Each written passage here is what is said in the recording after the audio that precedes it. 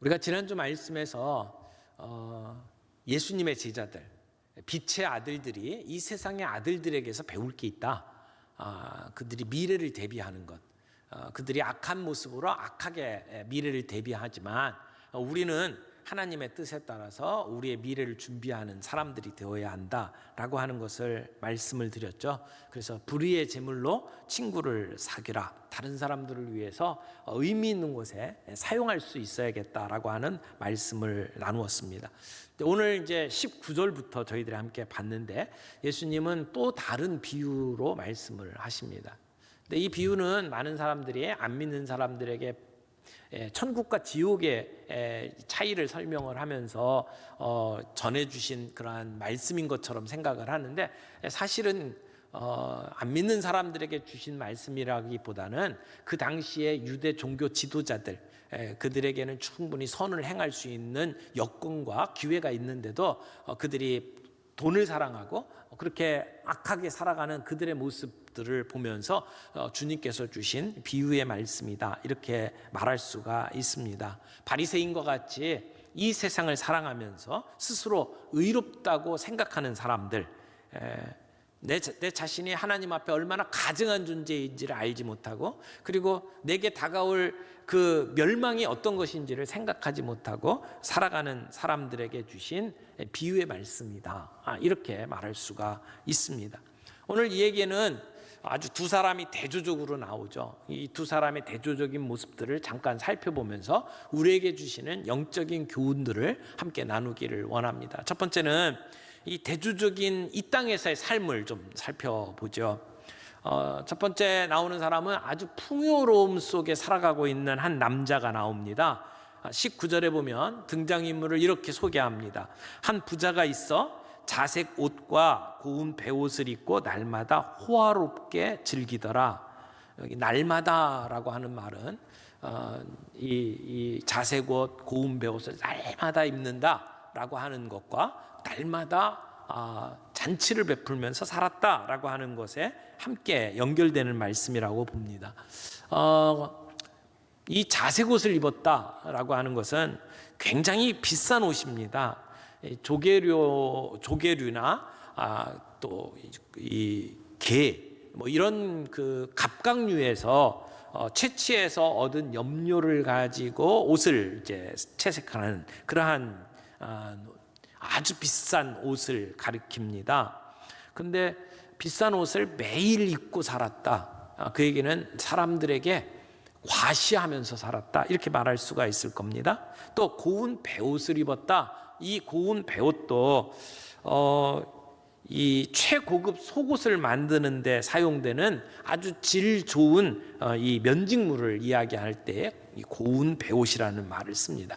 대부분이 이 이집트에서 수입해서 사용하는 아주 고가의 옷감입니다. 그런데 지금 겉옷은 자주색으로 되어 있는 이 자색 옷을 입었고, 그리고 속은 아주 속옷은 정말 비싼 그러한 속옷을 입었단 말이에요. 요즘으로 이야기하면 아주 명품으로 도배를 한 거죠. 그것도 사람들에게 늘 이렇게 보이기 위해서. 그러면서도 날마다 호화로운 잔치를 베풀었습니다. 여기 즐겁게 흥겨워하면서 그러면서 살아간 삶을 이야기하죠. 그리고 아마 이 사람은 미식가였던 것 같아요. 맛있는 음식, 정말 사람들이 부러워하는 음식이라면 어디든지 공수해서 그 음식을 가지고 사람들과 함께 잔치를 베풀었습니다. 그런 의미에서 이 사람은 아주 구두쇠는 아닌 것 같아요. 사람들하고 많이 이렇게 베풀면서 산 것처럼 보입니다. 자기 자신은 선행을 베풀면서 살았다, 이렇게 착각했을 수도 있어요. 사람들을 불러가지고 늘 잔치 베풀고, 그리고 사교적 모임을 갖고 이랬단 말이죠. 이 사람에게 딱 하나 가지지 못한 것이 있었는데, 그것은 가난하고 불쌍한 사람들을 향한 마음이 없었다는 거죠. 자기 문 앞에 그렇게 쓰러져 있는 사람을 향해서 긍휼한 마음조차 가지지 못하는 사람이었다고 성경은 이야기를 합니다. 어떻게 보면 이런 삶은 우리 모두가 꿈꾸는 삶일지도 몰라요. 오늘 이 땅에 살면서 우리가 풍족한 삶을 누리기를 원하잖아요. 그래도 부동산 빵빵하게 있고 그리고 늘 쓸 수 있는 자금 여유가 있고 그래서 사람들을 만나면 내가 다 베풀어주고 그러면서 즐겁게 살아가기를 많은 사람들이 원합니다. 성경에 나오는 바리새인들이 그렇게 살기를 원했던 것 같아요. 아마 이 사람이 베푸는 잔치에는 정치인도 있었을 것이고 그리고 여기에 나오는 바리새인들과 같이 종교 지도자들도 함께 모여서 함께 즐기고 먹고 마셨을 거라고 생각을 합니다. 그런가 하면 또 다른 사람이 나오죠. 이 또 다른 등장인물 이름이 나사로입니다. 이 부자와는 전혀 다른 계층의 사람이에요. 반대쪽에 있는 사람이죠. 아무것도 가진 것이 없습니다. 20절 21절에 성경은 그를 향해서 이렇게 소개를 합니다. 그런데 나사로라 이름하는 한 거지가 헌데투성이로 그의 대문 앞에 버려진 채 그 부자의 상에서 떨어지는 것으로 배불리려 하며 심지어 개들이 와서 그 헌데를 핥더라. 이름이 나와요. 예수님의 비유에는 대부분 이름이 나오질 않습니다. 유일하게 여기에 사람 이름이 나옵니다. 나사로. 그런데 이 나사로의 이름의 뜻이 하나님이 도와주신다 이런 뜻이에요. 하나님은 나의 도움이시다 이런 뜻을 가지고 있어요. 그런데 현실은 전혀 다른 모습이죠. 어떻게 보면 정말 비참한 모습으로 살아가고 있잖아요. 하나님이 도와주시는데 지금 비참한 모습처럼 보여요.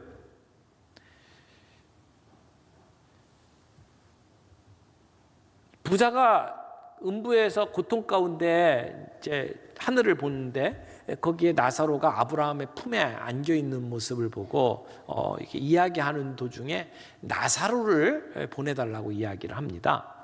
그러니까 나사로라는 이름을 밝히는 것을 봐서 이 부자는 자기 집 앞에 쓰러져 있던 나사로의 존재를 알고 있었어요. 나는 몰랐다 이렇게 말할 수가 없다라는 이름까지 알고 있었어요. 그럼에도 불구하고 그는 그 나사로에게 도움의 손길을 베풀지 않았어요. 변명의 여지가 없다라는 얘기죠. 나사로는 하나님이 도우신다라는 이름을 가지고 있었는데 삶은 그렇게 안 보여요. 그런데 놀라운 것은 죽고 난 다음에 역전이 되죠. 그는 아브라함의 품에 안겨서 하늘의 잔치에 참여하죠. 부자는 음부에 떨어져서 고통 가운데 있습니다. 어떻게 보면 이 비유의 이야기는 하나님이 진짜 도우시는 사람은 누구냐 이 이야기를 하고 있는 것처럼 보여요. 지금 이 땅에서 부유하게 사는 사람들, 어떻게 보면 좋은 여건 속에서 살아가는 사람들, 우리는 그것을 보면 하나님께 복 받았네 이렇게 말할 수 있을지 몰라요. 그러나 실상은 아닐 수도 있다라는 거죠. 우리는 이 땅에서 누리는 것들을 보면서 하나님이 특별히 그들에게 놀라운 복을 주셨구나 이렇게 생각을 한단 말이에요. 그러나 오늘 이 얘기 속에서는 진짜 하나님의 도움을 받는 사람은 누구냐라고 하는 질문을 가지고 이 전체 이야기를 듣도록 만들어가고 있습니다. 현실 속에서 부유하고 잘 나가는 사람들이 하나님의 도움을 받는 사람이냐 아니면 가난하지만 신실하게 하나님의 도우심을 구하는 자의 삶이냐. 자, 두 번째로 좀 살펴볼 것은 아주 대조적인 두 사람의 죽음입니다. 죽음은 누구에게나 다가옵니다. 죽음은 공평합니다. 사람들에게 평등하게 찾아옵니다. 잘 사는 사람이나 비참한 삶을 살고 있는 사람에게나 누구에게나 찾아옵니다. 잘 사는 사람에게는 죽음이 피해갈 것 같은데 그렇지 않다라는 것이죠. 어떻게 보면 이 부자나 나사로가 유일하게 공유하고 있는 게 있다면 죽음일 것입니다. 죽음은 이 땅에 어떤 것을 가지고 있어도 가져갈 수가 없어요. 죽음은 나 혼자 당하는 일입니다. 죽음의 길은 외로운 길입니다. 우리가 이 땅을 살아가면서 짧은 인생 살아간다고 이야기하지 않습니까? 그래서 이 땅은 안개와 같은 곳이다. 그리고 우리를 가리켜서 나그네와 같은 인생이라고 이야기를 합니다. 부하게 살든 좀 힘들고 어렵게 살든지 간에 누구나 그 길은 걸어가게 돼 있습니다. 누구나 만나는 겁니다. 부자가 죽어서 아마 그 사람의 사회적 지위에 걸맞은 아주 화려한 장례식이 있었겠죠. 그리고 미리 준비해 놓은 무덤에 들어갔을 겁니다.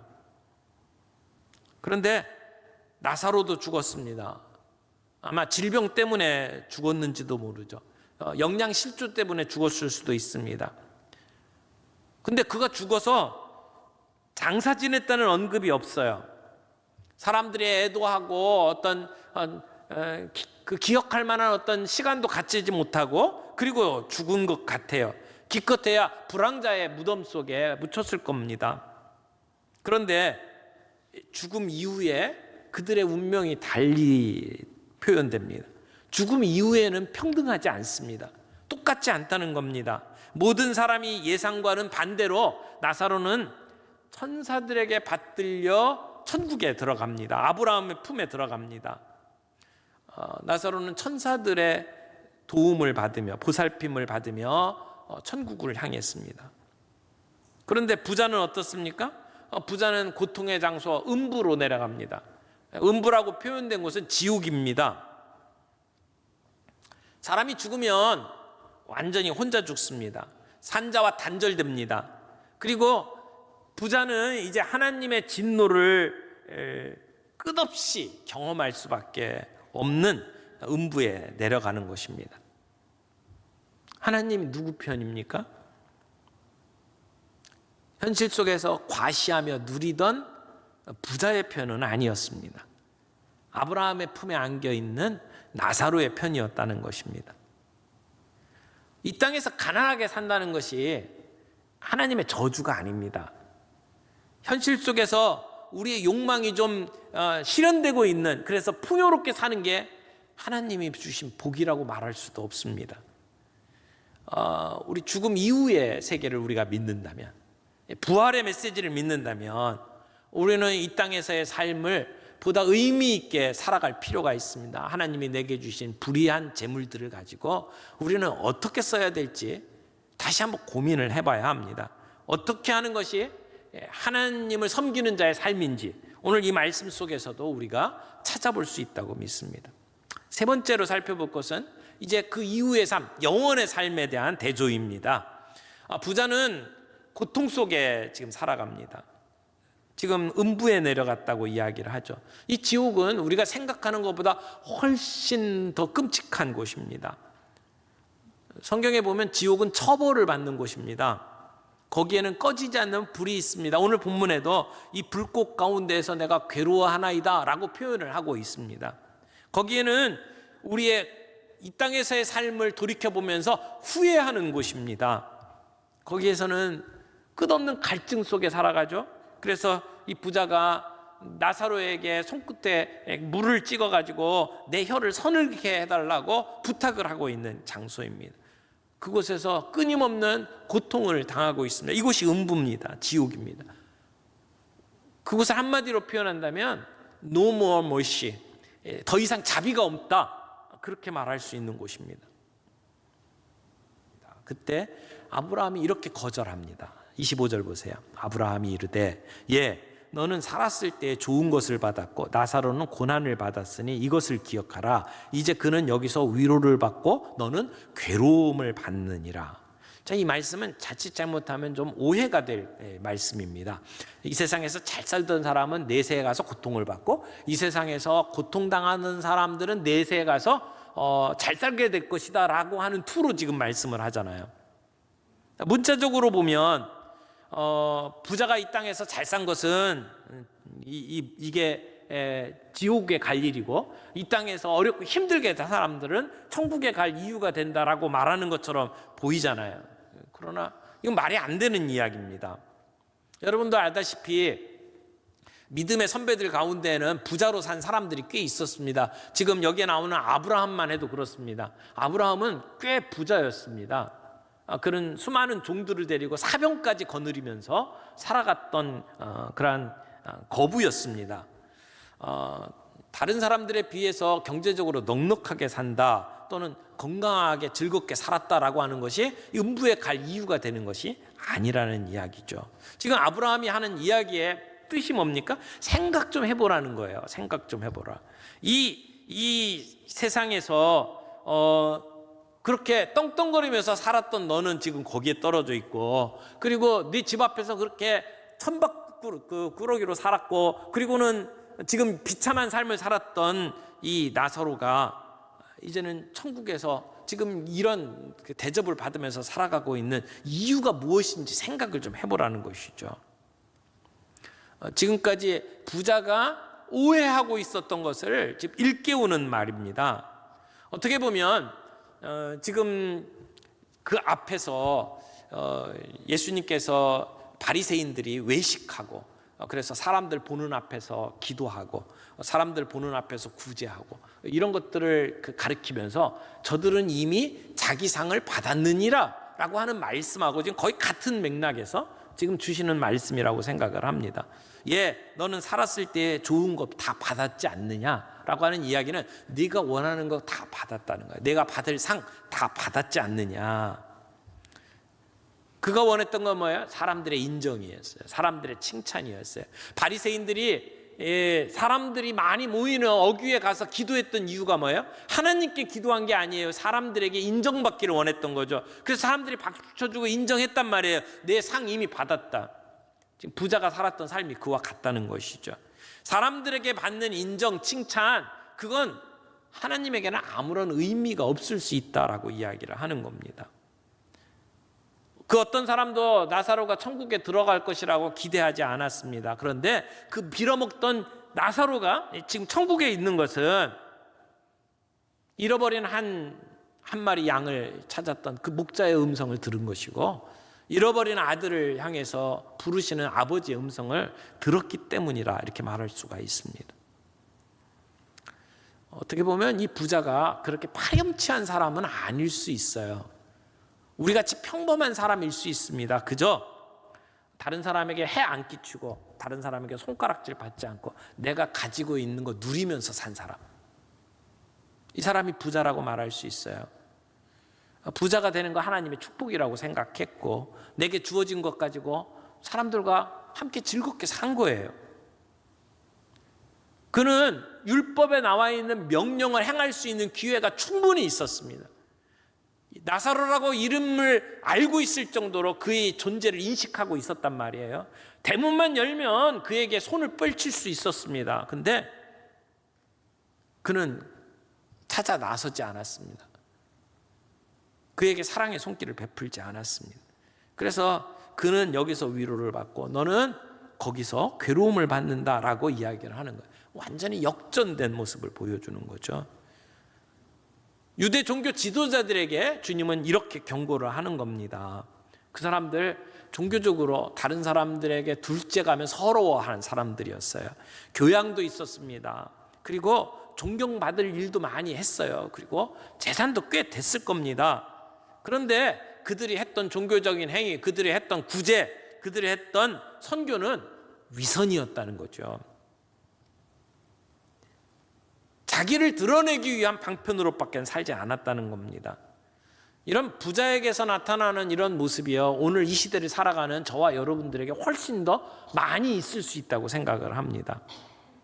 오늘 우리 아이들이 자라나는 모든 환경, 우리가 살아가고 있는 삶을 보게 되면 우리 자신들이 자기에게 매몰될 수 있는 정말 많은 환경들로 가득 차 있습니다. 나만을 위하는 모습들. 그래서 내가 내 스스로 이 세상을 살아갈 수 있다라고 착각에 빠지도록 만드는 이 세상의 문화 속에 오늘 살아가고 있다는 겁니다. 세상이 안내해 주는 대로, 세상이 설계한 대로 따라가면 우리의 인생은 완성될 수 있는 것처럼 사람들이 착각하면서 살 수 있습니다. 하나님만이 하실 수 있는 것을 이 세상이 할 수 있다고 찾고 믿고 따라가는 것, 그게 죄입니다.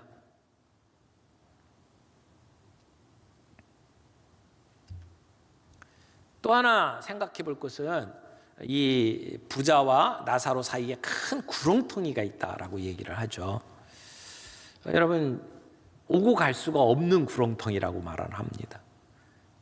이것을 보면 한 번 천국을 가든 지옥을 가든 그 이후의 삶은 영원한 거다. 바꿀 수가 없다. 이 얘기를 하고 있습니다.